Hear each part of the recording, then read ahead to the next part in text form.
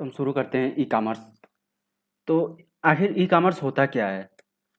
तो देखते हैं ई कॉमर्स होता क्या है। The sale and purchase of services and goods through the internet is called e commerce. जैसे कि हम कोई भी सर्विस उपलब्ध कराते हैं या फिर खुद के लिए ले करते हैं या फिर कोई सामान लेते हैं, वो भी इंटरनेट के थ्रू, इंटरनेट की सहायता से हम ये सब काम करते हैं, तो उसे हम ई कॉमर्स कहते हैं। जो कि स्टार्ट हुआ था 1960 में। और इसके कुछ एग्जांपल्स हैं, जैसे कि ऑनलाइन शॉपिंग हो गई, इलेक्ट्रॉनिक पेमेंट हो गया, फिर इंटरनेट बैंकिंग हो गई, ऑनलाइन टिकट भी हो गया।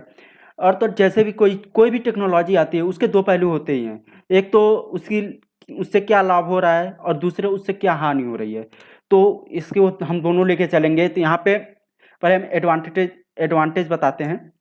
तो एडवांटेज जो है, ईज ऑफ डूइंग बिजनेस, मतलब आसान हो गया है। इसके थ्रू हम बिजनेस करना बहुत ही आसान हो गया है, जो कि हम घर बैठे ही सामान को खरीद और बेच भी सकते हैं, कहीं भी और कभी भी। मतलब हम किसी भी टाइम ट्रांजैक्शन भी कर सकते हैं। इस ई कॉमर्स आने के बाद जो है, कहीं भी कभी भी हम अपना ट्रांजैक्शन कर सकते हैं।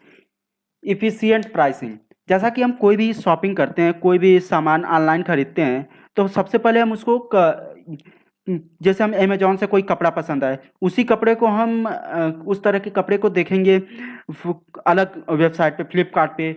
वहाँ दोनों के हम प्राइस में कंपेयर करेंगे, क्योंकि हर कोई चाहता है कि कम से कम प्राइस में उसको मिल जाए।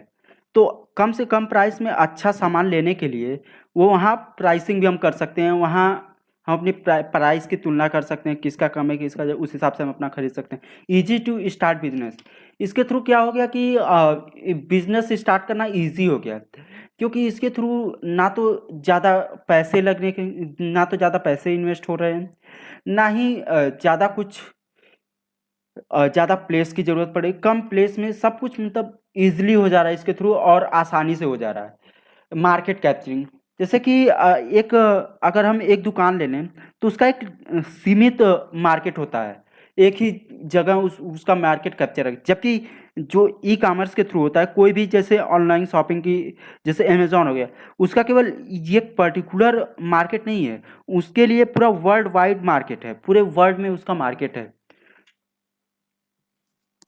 ओके। तो अगला आता है ईएफटी। इसमें जो है ईएफटी, इलेक्ट्रॉनिक फंड ट्रांसफर, इसमें जो है पैसे को डायरेक्ट मर्चेंट के पास ट्रांसफर किया जा सकता है। बीच में कुछ नहीं, सीधे मर्चेंट, वहाँ मर्चेंट से सामान लिए और वहाँ मर्चेंट को सीधे ट्रांसफर कर दिए। अब आता है कि इसके एडवांटेज तो होगा। अब इसका दूसरा पहलू देखते हैं, डिसएडवांटेज।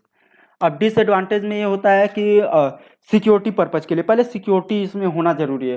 कुछ ऐसे साइट्स होते हैं जिसमें जिसकी टेक्नोलॉजी काफ़ी अपग्रेड नहीं रहती हैं, अपग्रेड नहीं हो पाती हैं, तो उसके हैकर्स के अटैक से प्रॉब्लम होती है। हैकर्स के थोड़ा डर लगा रहता है हैकर्स के थ्रू, कि कहीं भी मतलब हैकर्स अगर हैक कर ले गया, तो जो भी कस्टमर्स हैं उन सब की पेमेंट डिटेल्स, फिर पर्सनल डिटेल्स हैक किया जा सकता है। फिर साइट क्रैश, कभी-कभी ऐसा होता है कि साइट जब नहीं चलता है, अगर साइट क्रैश हो गया, 1 सेकंड के लिए भी साइट क्रैश हो गया है, तो उस बिज़नेसमैन की उस बिज़नेस में इतना ज़्यादा लॉस होगा 1 सेकंड में, कि बहुत ही नीचे गिरा सकता है उसे, लॉस में, बहुत ही लॉस में जा सकता है।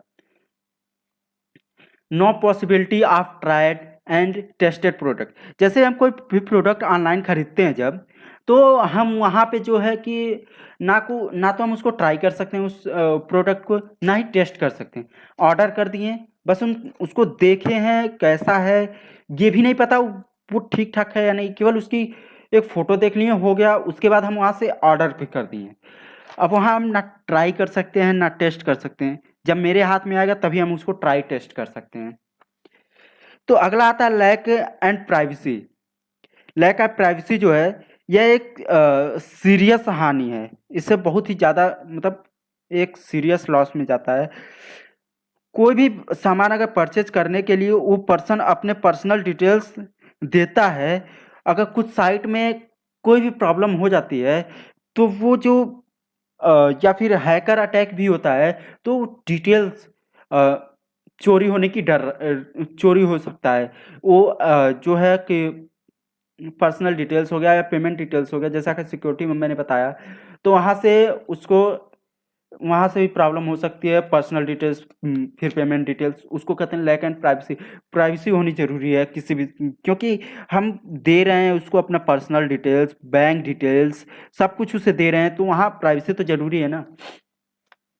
फिर इसमें ये भी डर रखता है कि ट्रांजैक्शन जो है बिना हम उस पर्सन को देखे ट्रांजैक्शन कर रहे हैं, बिना किसी पेपर के कर रहे हैं, ना कोई कागजी कार्रवाई है, ना उसको मैं देख रहा हूँ, कब क्या हो जाए कोई भरोसा नहीं, ये भी डर लगा रहता है।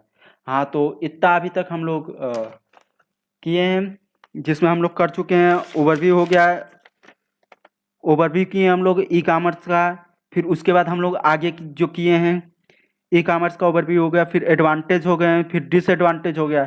इतना हम लोग कवर कर लिए। अब आगे का अगले वीडियो में करेंगे।